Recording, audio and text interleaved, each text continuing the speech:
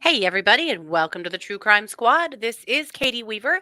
I'm here with my sister, co host, and partner in all things crime, Kristi Brower. Hello. Hello. Hey, everybody. Does it feel like we were just here? I think we were. It feels like it, Mhm. yes. Well, welcome. It is Wednesday night case updates, of course. And yes, we've already been here for, oh gosh, 4.5 hours earlier today for the Yeah. belligerent turd circus that was a Chad Daybell hearing. It did not disappoint. It did not No, disappoint. it was belligerent and turdy for sure. And for sure a I'm circus. I'm still reeling from when John Pryor said, "Well, I mean, if you think Chad Daybell was a part of a conspiracy, I don't believe that." I know. I mean, I You know you're don't. his defense attorney and all, but what the hell was that? Okay, honey. Okay, honey.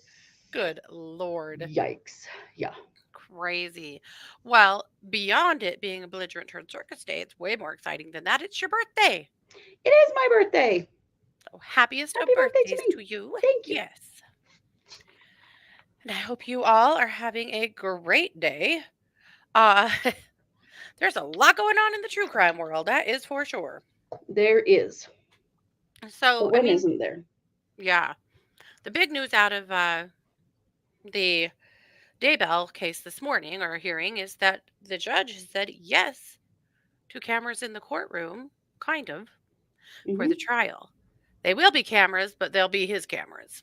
So the Yep. court is going to use their own equipment to stream the trial, and we're thrilled. Thrilled, thrilled, thrilled.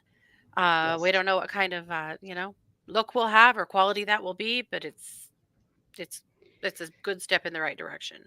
It is. It's something. I think they're not saying it, but it appears to me to be a move in the Idaho court system, moving to a system where, okay, they're going to allow cameras, but they're going to control them. They're not going to let the media control them. Hmm. Um, and I don't care. That's fine. Yeah. Like, okay. I mean, the media's attorney was like, well, they do have a lot nicer equipment. They do. Hmm. But then she said they have much more sensitive microphones. And then that was a problem. Hmm. I think she probably should not have said that because Hmm. that's part of the problem is they don't want you to be able to hear like what's being discussed at the defense table or anything like Sure. that, which is fine. And Mm, we don't You know, either. We don't want a mistrial. no. Mm-mm. And so, yeah. So that's good. The judge also, did allow the charging the charges to change slightly, just like they changed in Lori's trial. It's no big Yes. deal.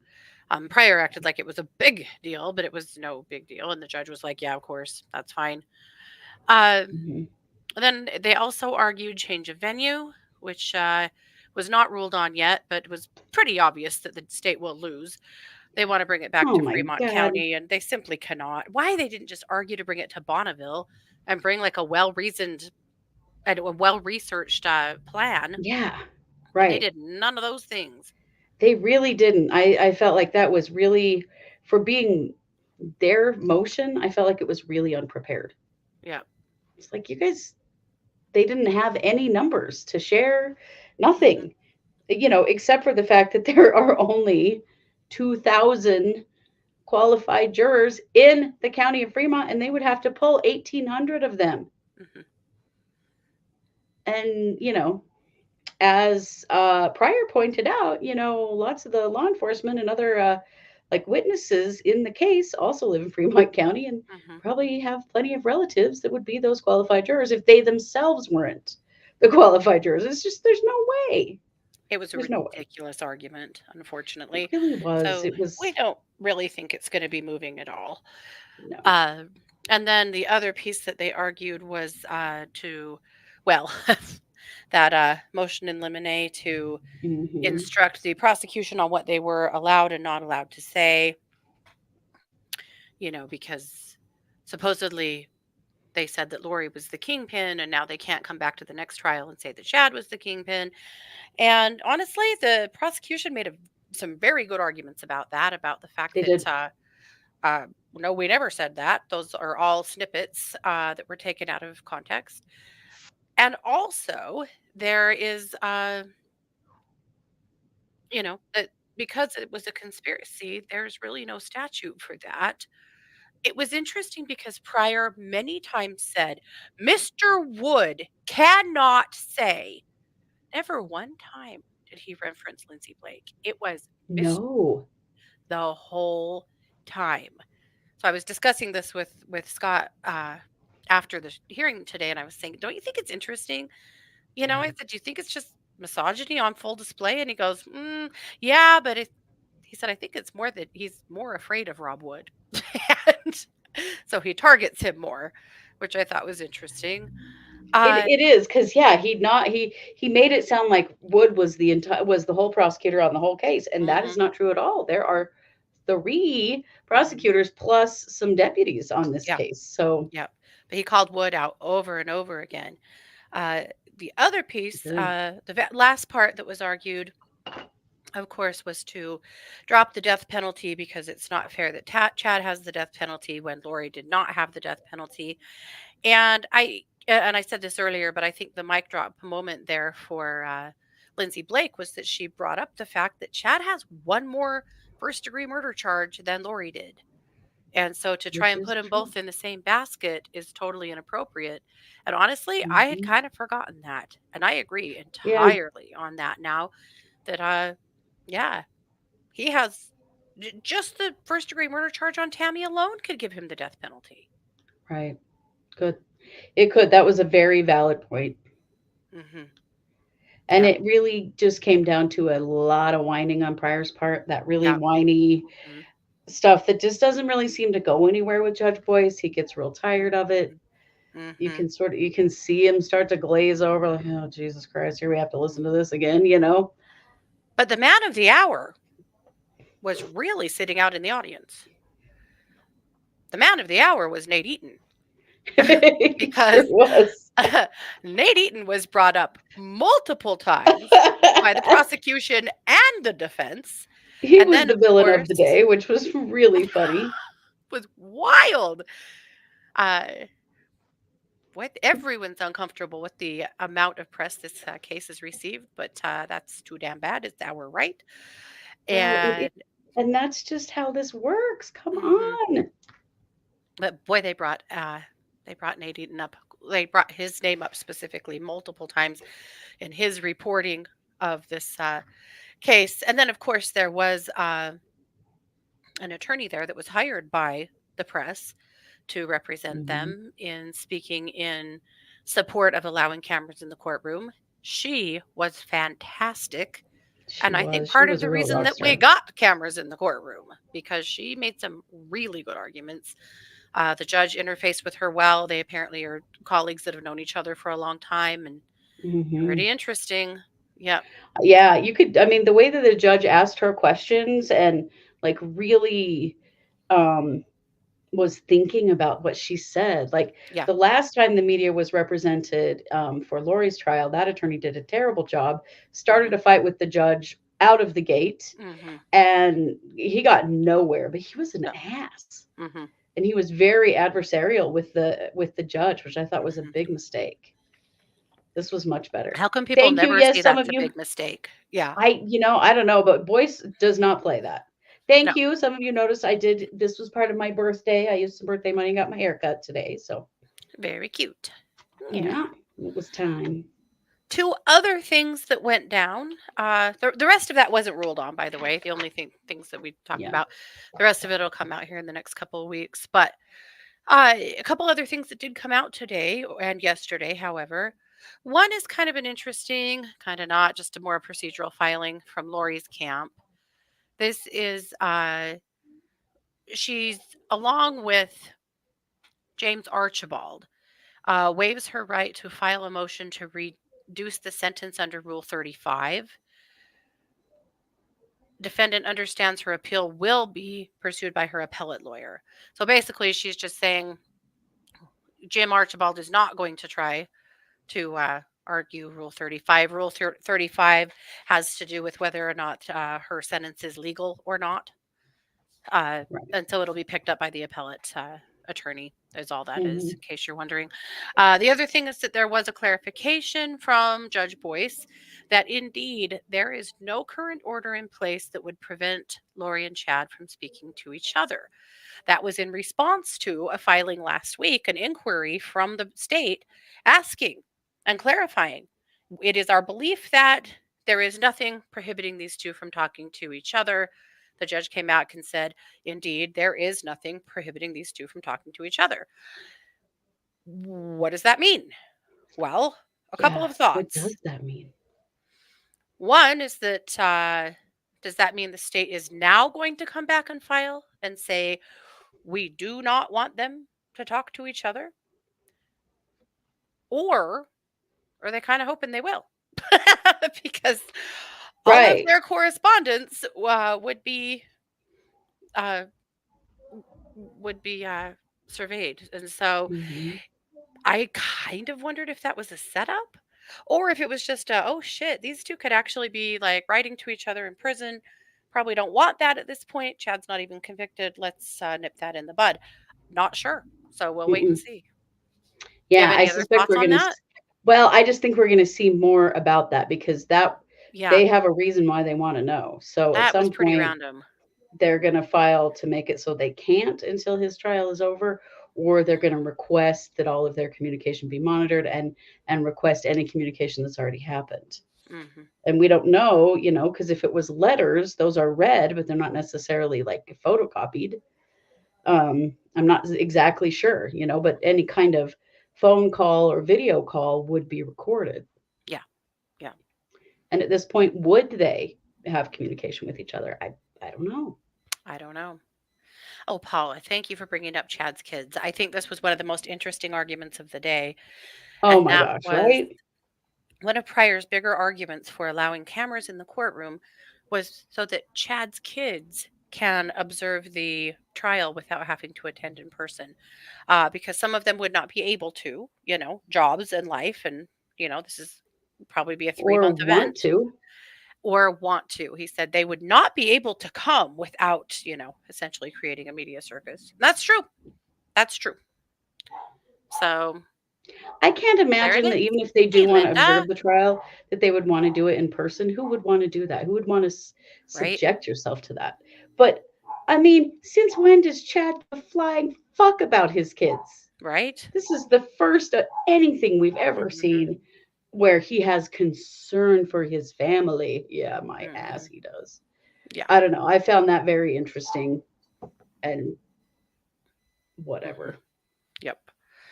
That was wild. We were all, it really pricked everyone's ears up because we've not heard hide nor hair about Chad's kids at all. Mm-mm. Now, uh, but an interesting point is it's possible that some of them could be called as witnesses. Yes. Well, And Pryor indicated that some of them would be. yeah, meaning that they won't be watching a damn thing until after they've been released as a witness. Right. So we'll find out. Yeah. So that's where all of that is at.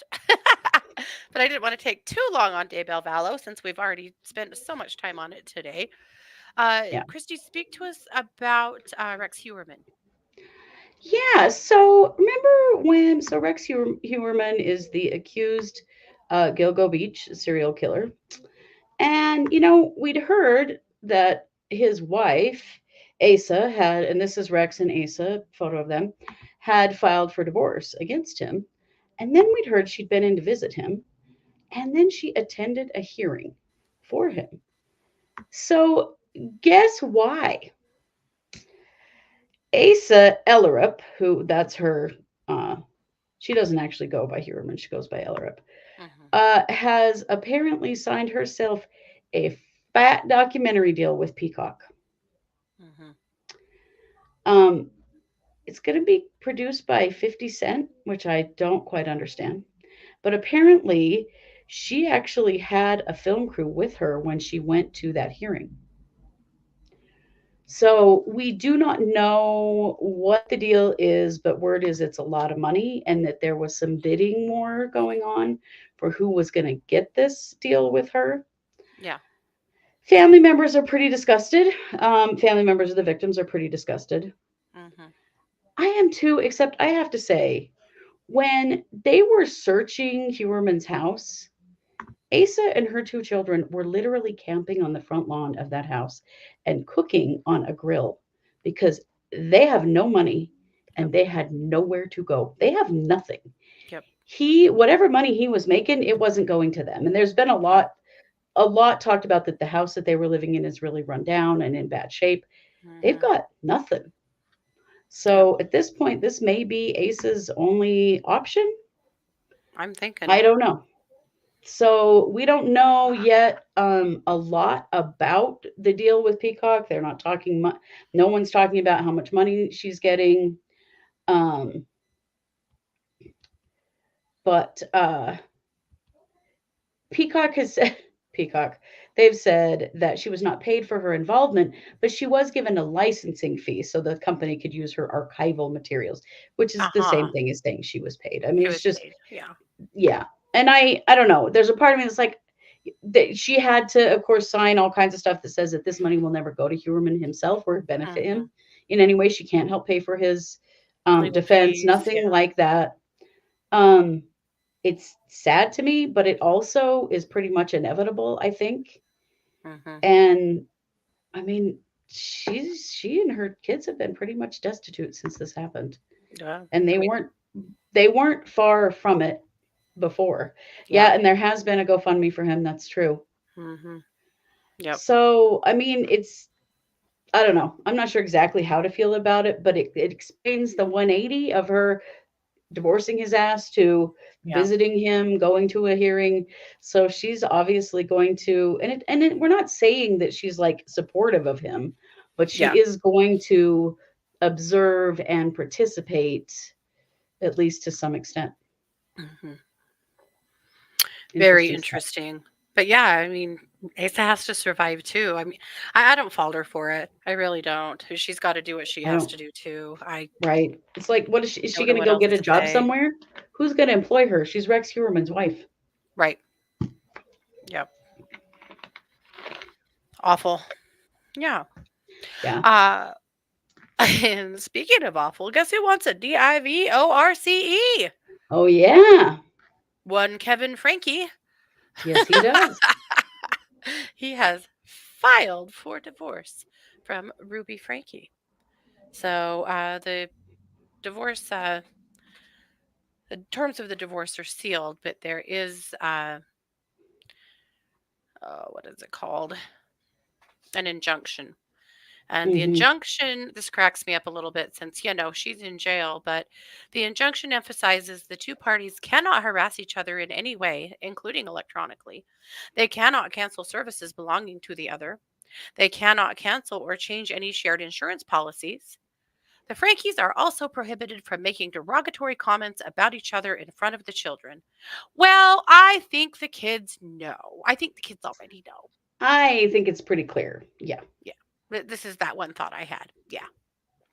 Well, and I mean, So, it's not too surprising. I mean, he's trying to separate himself as far as he can from her for sure. because Well, if and there's any they, indication that he knew what was going on, Jenny, yeah. I will kick your ass myself. He's single. You don't want Kevin Frankie. No, you don't.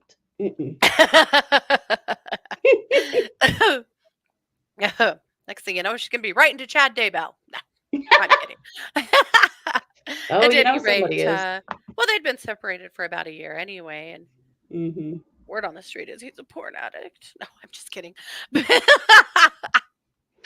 But Jody Hildebrandt, and according to her, everyone who has ever seen a woman in anything less than uh, a high necked prairie mhm, dress with long sleeves clear to the ankles is a porn addict. So this is true.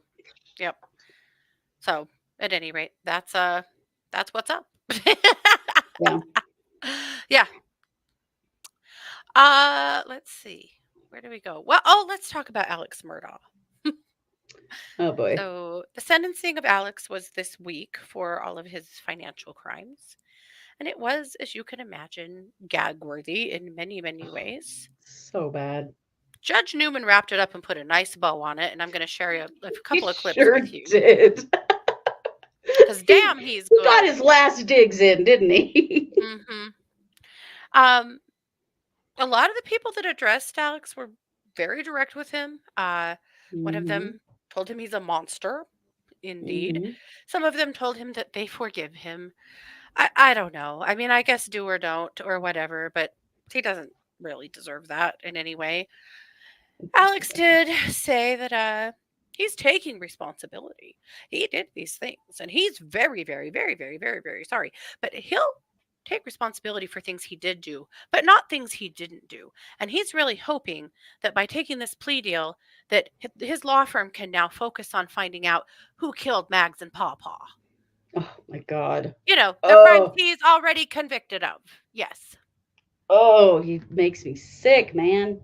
So he had an Ugh. opportunity to speak, and he pontificated for 50 minutes. The first 8 minutes was an address to Buster. And I have a small clip of it. I didn't want to have to show you his stupid face for too long. But boy, the dude's not sorry. He is just not sorry. It was about him, and me. He was so proud Mm-mm. to announce that he has been clean for more than 800 days. That's because you're in prison, stupid. Dumbass. It was disgusting. Uh, but but I'm going to show you a little bit of what he said to Buster. And then a small portion of what Judge Newman said, too. Judge Newman did indicate that, yes, he is only about a month away from retirement. And I thought it was really interesting Bet he's that so damn glad. Can you imagine? I hadn't Biggest really, retirement party ever. yeah, I hadn't really considered the fact that Judge Newman knew Alex before all of this went down, but of course he did. Oh, He was right. saying that, Alex, I always knew you as a happy person. Every time I saw you, you were happy. I don't think I ever saw you sad or anything other than just uh, yeah, high energy. And he said, I saw you 2 months after your wife and son were murdered at a conference, and you were hanging out by the pool, just acting as happy and cheerful as could be. He said, then I couldn't have even imagined you would have landed in my courtroom like this, which I thought was pretty interesting. Um, at any rate, Alex wanted to thank all of the people that have written him in support and supported his sobriety. He appreciates it very, very much. Stop writing him. What the hell are you doing? And Yes. what? Please pick a worthy cause to support. Yeah, This ain't it. Ugh. yes. So, of course, he got 27 years in prison. Now, after it was all said and done in a press conference, the Poot and Jim, almost couldn't remember his name. He's that memorable. The Pooter and Jim gave a press conference, and of course, they said they Pooter said he just can't wait till the day in 27 years, because he still thinks he's going to get those murder charges dropped, that he and Alex can play a good game of golf. Oh my God. They were again celebrating him like he is in any way a good person. Oh, dear God. Paula said she He supposes that Jesus knows him.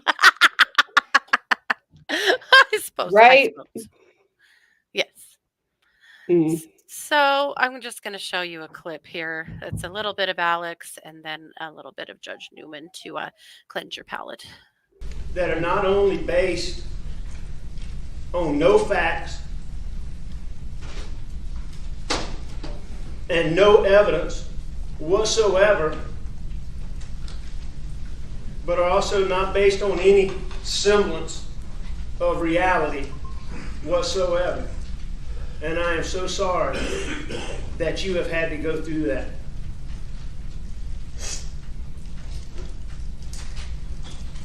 I know, Buster, that you know that I have always been proud of you. I have never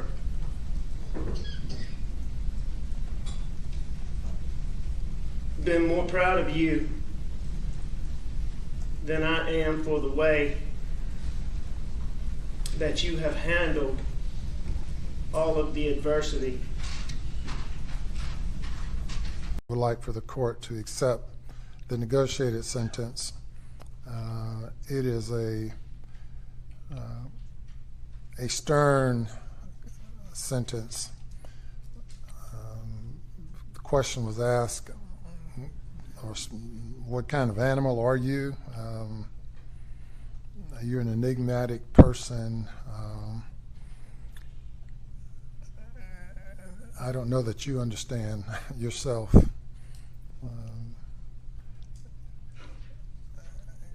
What comes to mind is a young man that I sentenced to death penalty for killing a police officer and setting his body on fire. And though personally I was opposed to capital punishment, he was sentenced to death.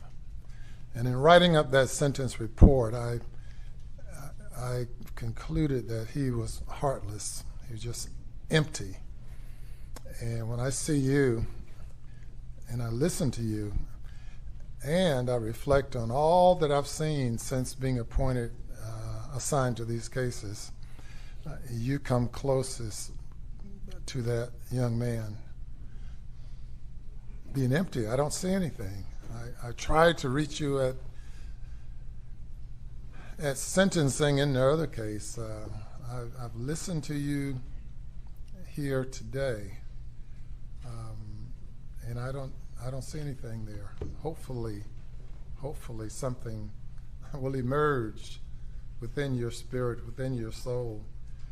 Certainly, being a person of your age and intelligence and experience, you have a lot to offer to the people that you encounter on a daily basis in the institution, and I think it's admirable that you've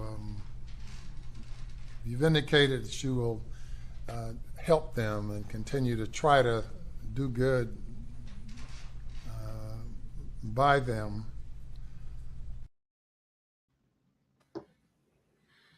Yep. Blech. But yes, 50 minutes, 5-0, of him pontificating, mostly talking to his family and about himself. That was gross as hell. Not to all of the people that he defrauded and harmed, and so gross. But the judge is right. I mean, that's the thing. The whole thing with him, with Murdaugh, is what a sociopath he is, because Yeah. he did just appear happy-go-lucky all the time, like everything's great and fine. Yeah. Nobody knows who he is. Yep. Nobody knows who he is. He's buried under so many layers of bullshit that. Mm-hmm. Agreed, though, he looks terrible in orange. A lot of the people in the chat are like, yeah, he looks like shit in orange. He does. He looks terrible. And, well, that's great. He's not an attractive person anyway. And then add that He's orange a very jumpsuit odd-looking guy. Yeah, not good. Holy moly. Yep. But if you thought we were done with criminal trials for this mofro, you would be wrong. Because we ain't done yet. So it won't be in Jesus. Judge Newman's court. He still has charges pending from the failed unaliving. That Right? has still not been to trial yet. From the attempted assisted suicide. Mm-hmm. Yep. So Yeah, we'll be seeing more about that coming up. I mean, when can we just not ever have to hear his stupid voice or see his dumb face ever again? Well, we don't know, because there is the whole Becky Hill debacle. So I know. time will tell what's going to happen there. Time will I'd tell. also like to never have to see Dick Harpootlian's dumb face again. Ever. Right. Yeah. Ever. Or Jim's, because Lordy, he looks confused wherever he is. He does. And just, I mean, look at the legacy he has left to his kid. Mm-hmm. Buster will never be okay. He will never be okay. No. How could he? No. Mm-mm. Alex It's did a just lot of crying shocking. and saying things like, I have a lot of people that love me, that will help me through this. This is not about you. Oh, Right. dear This was God. not ever about you, you shithead. But that's the Mhm. gross part of this, is that he still thinks it is. These people were his victims. And he realizes that the only reason he was doing so many drugs is just because of all the guilt he was carrying because of all the terrible things he was doing to people. Yeah. So, All about me, some yep, more. disgusting. I don't know why we would have expected anything else. I don't think we did, but here you go. Yeah. Yep. Kristi, there is a murder trial going on right now that you've been keeping an eye on. Brianna Ghey. Yes. Y'all may remember this. This happened last year in the UK.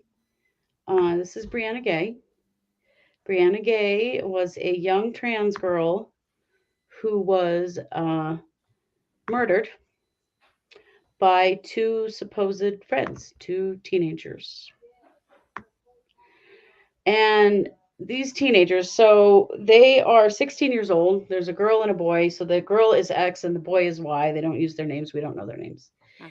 They are currently on trial for Brianna's murder. They stabbed her 28 times. This was on the 11th of February, so it wasn't even a whole year ago. They had a kill list actually of 5 students. Mhm. And Brianna was on that list, as were several others. These kids are terrifying, absolutely Yeah. terrifying. They were obsessed with Brianna and communicating back and forth with a lot of really gross anti-trans slurs and shit in regards to Brianna. Mhm. And they actually tried to kill Brianna with an overdose of cocaine 2 weeks before they did actually kill her in January. They had invited her to meet them in the park to do cocaine, and she didn't come. Mhm. And they had planned to kill her then. X, the girl, also claims that she had already tried to give Brianna an overdose of ibuprofen at one point, and Brianna got really sick, and her mother actually thought she had appendicitis and was Oh in my terrible pain and thought she was God. going to die. These kids were watching torture vids. They had access to the dark web on their phone, and they really were a pair of psychopaths that they had a lot of plans. There was another student that they had decided they were calling him a nonce, and a nonce in Britain, that's a term for a pedophile. Oh, They had a plan. They were going to hang him with a rope in a park and had been wow. lure him out with a fake Instagram account. But this kid had figured out that something was up and had blocked the Instagram account. Uh-huh. Um, Wow. so a lot of really scary things with these kids going on. Um, one of the things that came out from the medical examiner's report is that in those 28 stab wounds, she had actual damage to her bones.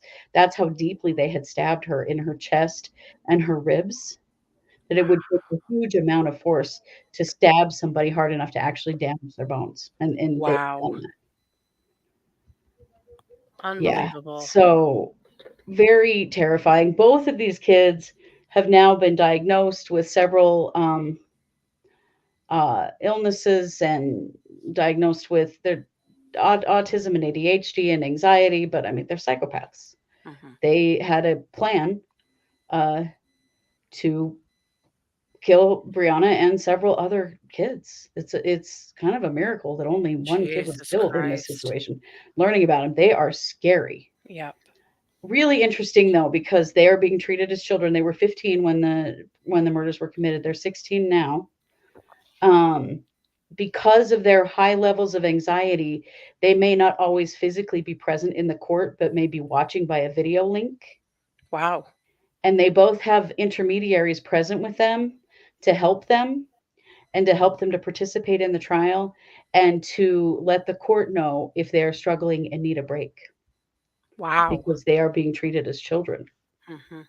but Boy, very, in the very US, that scary would children. not be the case. Yeah. No, it wouldn't. It's very interesting the way that they're being handled and treated as though they are children with mental illnesses. In the Right. US, they would be tried as adults. For And I'm sure. not saying that the US is right, because these kids Right. are off. big time off. Mhm. And the stuff that they've said and the things that they are accused of doing is terrifying. Mhm. Yep. Yeah, there's a real it's weird, isn't it, Joelle, that the UK justice system is very soft. And because Mhm. these kids are minors, they're not going to get very much time if they are convicted. Right. And then we Ugh. have the US, which is extremely harsh. And we Mhm. need some, like, maybe some middle ground here. I think some middle For ground would be sure. good. But this what's coming out about this story is really, really scary. And I'm very Yeah, glad they've got a hold of these kids. for sure. Okay. Well, let's talk about Troy Driver. Oh boy. Uh, so Troy Driver, of course, is the man that murdered, kidnapped and murdered Naomi Irion in Nevada last year. And this was the girl who, pulled up 18-year-old, waiting to go get on the shuttle to go to her job outside of a Walmart parking lot and was kidnapped. A man literally climbed into her car and drove away with her at like 5 a.m. Yeah. Initially, the police took no action, didn't really believe the family. Her brother did most of the police work for the first couple of days and got the, you know, info together got actual video from and CCTV together to show the police like she was kidnapped. Hmm. Um, and then, of course, a few months ago, in jail awaiting trial, the Driver killed himself. And Yeah. this week, Troy Driver's suicide note came out, and it is something else. I'm going to share a little of it. I'm not going to read the whole thing to you. This is it. Yeah, How do you it's read so that? hard to read. On a big screen, zoomed way in. It's a letter to his ex. Some of the, I think, more important parts, he said that he feels like there was always a darkness inside of him. He felt like he had slayed that darkness by being with her, and not being with her, it reemerged. He said that he had that darkness in him when he was an addict, and when he beat addiction, he felt like he'd finally put that part of himself aside. He said he couldn't live with the guilt anymore, that he didn't know anything about Naomi before he kidnapped her. And afterwards, he ended up consuming media that, he actually learned a few things about her and saw the devastation of her family and that it had been destroying him. Well, no shit, No Sherlock. shit. Uh, he decided that taking his life would be one sharp pain for his family to endure versus having to go through a trial and many decades of him languishing in prison. So he felt like he was doing the kinder thing for them, apparently. Yikes. Yeah. And other things, but I think those were the most pressing points. He did ask her to please not tell anyone that he had confessed to her, particularly his family. He didn't want them to know that he was truly guilty of these crimes. I don't think there was really much question. Yeah, I think you were in La La Land there, Troy. But Yeah. at any rate, it is an interesting peek into somebody's head that has, you know, committed crimes like this, and Interesting that he did have remorse. That's very interesting. he actually had a lot of remorse. Yeah. Yeah. Yeah. Which really makes you wonder what mental illness Troy had, or if it was mental illness. But when he talks about having a darkness inside of him that he seemed to be in control of when he was in a happy relationship and was not in control of when he wasn't. And I don't know. I can't speak to it, but it's interesting. Mm-mm. But as always and forever, so much love to Naomi's family as they have continued to have to grapple with what happened to Naomi and then also not get justice because Troy chose to take his life before he went to trial. Yeah. That's ugh. The whole thing is just devastating. It is entirely. Yeah. Yep. Yeah, right, Joelle. Learning the person you murdered was an actual person with people who loved them. What a concept, Right. right? Yep, for sure. Like somehow he had to learn something about her to know that was true. That's hmm really screwed up. Yeah. Now, Kristi, there's a racial injustice case that is headed to the Virginia Supreme Court that we found interesting. Oh my God. Okay. Let me tell you this story. This story, I did not know this story, but this is terrifying. This is Terrence Richardson and Ferone Claiborne. So I've just posted a black and white image of the two of them. So let me tell you their story because it will curl your hair. These men were actually acquitted of murder and then sentenced to life anyway by a judge. What? So this happened 20 years ago, 22 years ago, 1998. A police officer in Waverly, Virginia, Alan Gibson, was shot and killed. He was shot and killed with his own gun, and this was in the woods behind an apartment complex in this little town. A girl named Yvette Newby, who lived in the apartment complex that faced those woods, told the police that she saw 3 men go into the woods. Then she said she saw 2 of them struggling with Gibson and then heard a loud pop. She identified Richardson and Claiborne, but also identified another man at the scene. The police told her it couldn't possibly have been that man. And she later had reported that she was pressured to say that she saw Richardson shoot Gibson. Oh. And that she did not want to do that, and that they actually tried to give her money to say that these men did this. So there was no physical evidence linking Richardson and Claiborne to this murder. Nothing. But they showed up. They wanted them to be suspects. You know how this goes. 2 black men. Mm-hmm.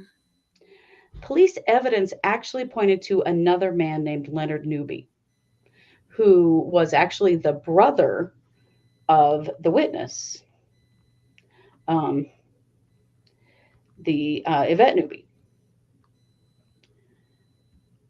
So this got all really messed up. It got all really convoluted, honestly. The police were just really pushing to get these guys in jail, that they did it. And, they wanted to solve it right away. And they told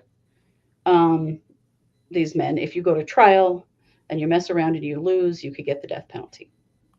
And how many times have we heard that story along with a coerced confession, right?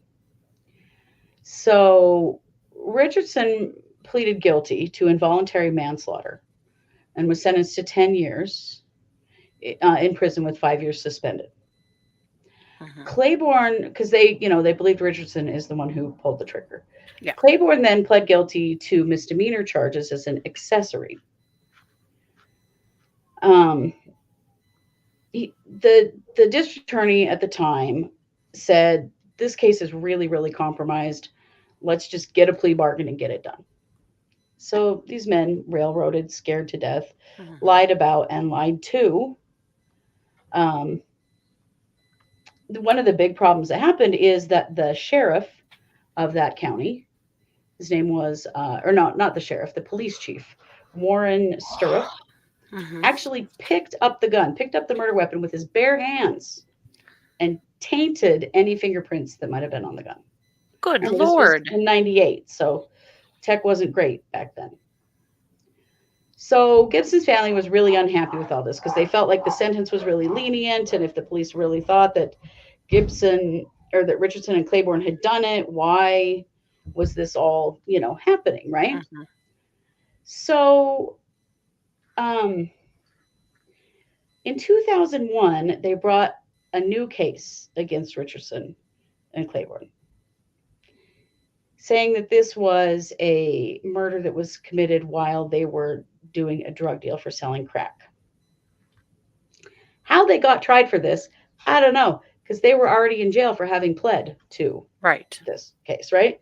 So the jury acquitted them of the murder, but did find them guilty of selling crack. So the judge, this is District Judge Robert E. Payne, sentenced them both to life in prison using something called acquitted conduct sentencing. So apparently, this is a legal mechanism that was approved by the US Supreme Court in 1996. Whew. So the court ruled that a jury's acquittal does not prevent a judge from using the conduct the defendant was acquitted of against them when sentencing them for another charge. So it was okay to sentence them to life in prison for selling crack. Wow. It's insane. This should never have happened. It should never have stood up. It is nuts. Okay? Mhm. And there's so much. There's all this stuff we're finding out now that there was all kinds of exculpatory evidence that wasn't turned over to their defense, and there was the tainted evidence, and there was the bribing of the witness, and all of this stuff starts to come out, and these men have been completely screwed. Wow. So now, um, here's the other thing. Gibson lived for a little while and actually described his attackers. And he said that one man was tall and thin with hair that was in dreadlocks that were pulled back in a ponytail. And the other was shorter and squatter with no or sparse hair. And that the man with dreadlocks was the one who wrestled Gibson for his gun. And it went off during the struggle and put the bullet in Gibson's stomach. Mhm. Neither of these men have dreadlocks. Wow. Richardson had cornrows with braids that Mhm. hung down the back of his neck, but they were not in a ponytail. Mhm. Claiborne was bald and thin, but he was the tall and thin guy. They don't even fit the physical description that the victim himself gave. Mhm. So there's so much to this. But right now, what's happening is that this case is going before the Virginia Supreme Court to try to acquit them, get them out of prison because they were already acquitted of first degree murder. It's just the grossest miscarriage of justice I have seen in a long time. So, if you're in Virginia, please learn about this case. Please keep an eye out. Please let your local officials know what you think about it. But I do not think that in any way these men pled guilty, served time for those things they pled for, then were retried, found Right. innocent, and then sentenced for murder anyway. It was just like the system was going to put them away for life for this murder no matter what, even though there is Mhm. no evidence whatsoever that they even committed it. Wow. So just let me remind you of their names, because if you live in Virginia, particularly, you're going to want to keep an eye on this. So this is Terrence Richardson and Ferone Claiborne. They have already spent 22 years behind bars for this whole thing, and their defense teams are trying to get them out. Yeah. Because how can you give someone life for selling crack when you acquitted them of murder? This is wrong in every Yeah. way. It's just horrifying to me, and it's very complicated. I've given just a brush over of it because it is a really complicated situation. Mhm. But I wanted people to be aware of this and to be aware of this. Somehow this was found to be okay. Yeah. That you could be acquitted of murder, but you could still receive the sentence of murder if you were found guilty of something else within that same trial. Mhm. What? Seems like Boy, they circumvented the Constitution in multiple ways here. many times, yes, very Yeah. obviously they did. Wow. Wow. Wow. Well, that's Mhm. definitely worth keeping an eye on. Yes, Uh, it is. Patsy, you are reading my mind. She said, Delphi, anyone? Oh, well, yes. Right. Let's talk about Mhm. it. As you know, the Delphi debacle has been rolling out for many a week now. Mhm. And just this week, Judge Gohl and the state filed briefs in response to Allen's second writ, which was addressing Judge Gohl's brief. So basically, still they're saying, the defense and the former defense are saying Judge Gohl has got to go because she is not following the law. And Judge Gohl is saying, I haven't done anything wrong. And they're still saying yes, yes. So let's talk about it. I'm actually going to share with you a tweet from Shay Hughes. Shay Hughes is a public defender that posts on Twitter quite often with a lot of A lot of good thoughts. So here's what Shea Hughes said, addressing Judge Gold's brief. First, Gold contends that Allen did not meet the procedural requirements, in part as he does not have a clear, unequivocal right to have counsel reinstated. Gold cites to Jones, where the Indiana Supreme Court denied a writ, re. the removal of counsel, but Gold is misapplying Jones. Jones did not deny the writ for failing to have a clear, unequivocal right to reinstate counsel. Instead, because the attorneys wished to be withdrawn, the court would not countermand the trial court's ruling that placed the defense counsel in precisely the position their motion indicated their willingness to be. Jones is also factually distinguishable as the attorneys initiated their own withdrawal without any influence from the trial court. So essentially, the rulings that she is referring to, he's saying it just doesn't hold any water. Gold also contends that an appeal is wholly adequate. I couldn't disagree more. By being removed, Baldwin and Rozzi cannot act on Allen's behalf. Rozzi's filings were struck and appearances from both were rejected. Thus, there was no ability for both to initiate an interlocutory appeal. If Baldwin and Rozzi were to file a limited appearance, there would certainly be standing issues as the right to counsel and related rights belong to Allen. Additionally, once new counsel was appointed, Allen must speak through this counsel, thus an appeal is entirely inadequate. In other words, she basically set them up for failure, saying, yeah, you can go ahead and file these things, and I'll just go ahead and say no because you're not his attorneys anymore. So she's basically just, cock blocking them every step of the way because she can, or she believes she can. She thinks she can. Yeah. Next, Gold argues that she properly exercised her discretion in removing Baldwin and Rozzi. Summarily, Gold contends she has considerable discretion, but she notably provides only persuasive authority and fails to mention Jones, which states a court has limited authority to remove appointed counsel. Gold also argues she afforded due process, but provides absolutely no authority in support of her conduct. In other words, she's just saying words. She's claiming that she can do all the things she did, but providing absolutely no case law that would support that at all. She's also saying that she provided them with due process, which she absolutely did not. That couldn't be further from the truth. Moreover, Gold contends that she has shown no bias or prejudice towards Allen or his former counsel. Allen, who she refused to have in her chambers, refused to allow to be present for this conversation. Right. Totally violated his rights. She's correct. R.E., the law presumes a judge is unbiased. There must be actual bias. Adverse rulings aren't enough. But removing counsel on the judge's own accord without conducting an evidentiary and without the defendant present overcomes this presumption, as Allen is entitled to a fair proceeding. Right. All things considered, I don't find Gold's arguments particularly convincing. Very interesting. So we're still waiting for a ruling from the Indiana Supreme Court about what they want to do, if anything, with this, though they had a chance to reject it and they didn't. So it does seem like they may pick it up.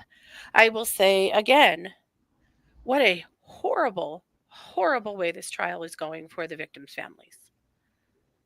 Terrible. Nothing is getting done that benefits anyone in this situation. Whether Richard Allen is guilty or innocent, all of this is just more trauma for these families.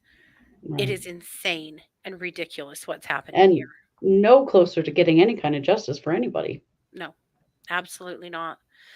So we'll keep an eye out. It's a good question, Kaylin. Why does she want to stay on this case so damn bad? Right. Because she's totally sure she's right. She has wide discretion, she can do whatever the hell she wants, is what she's saying. Yeah. And that's, I think, where the Indiana Supreme Court has really got to step in here and say, no, you can't. Judges have limits too. And you can't just violate everybody's rights and do all this shit. And at this point, is this case ever going to go to trial? Good good question.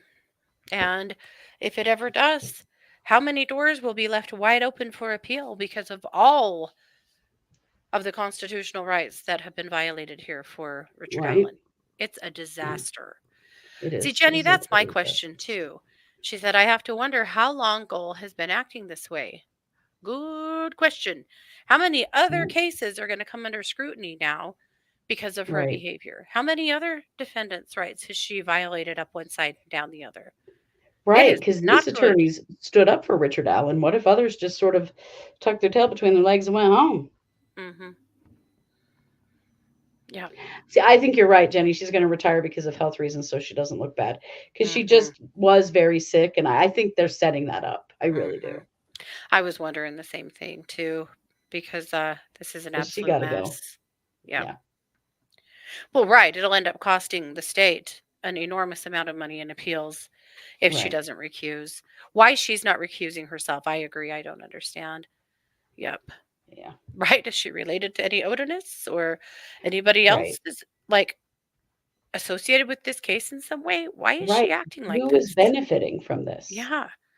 And again, whether you think he's guilty or you don't, it doesn't really matter. What right now we're talking about is defendants' rights, which are extremely important in the criminal justice system. And have And to be damn, protected. Yeah. it Yeah. is just not happening. It is a totally fair question. It is. It is. Yep. I mean, who's benefiting from this insane behavior? hmm So, all eyes on the Indiana Supreme Court there to see what they do. I mean, if they don't recuse Goal, I don't know. And they might not. Who knows? Then they may as well just start the appeals now. Well, and I have other questions like how known is Goal to them, Hmm. right? Have there been other complaints about her in the past? Have there been other issues? Uh, Right. Stuff we would probably not be privy to knowing, Hmm. or what is her name like in judiciary circles in Indiana? I think it's Right. all very interesting. It Wow, that's is. the biggest worry, isn't it, Patsy? That Richard Allen will be dead before he's tried. Yeah, because That's potentially my worry. an innocent man has been put through all of this because we don't know. But also, justice would never, ever be served if that's what happens. No, never would. Yep, It's terrible. it's a mess. Yeah. So, there you have it. That's speaking of judges and recusals, Brooks Hawk, we talked about him last week that Hmm. he was trying to get his judge removed from his case because he thought he showed bias. And the Supreme Court in that state said, "No, bitch, he's staying."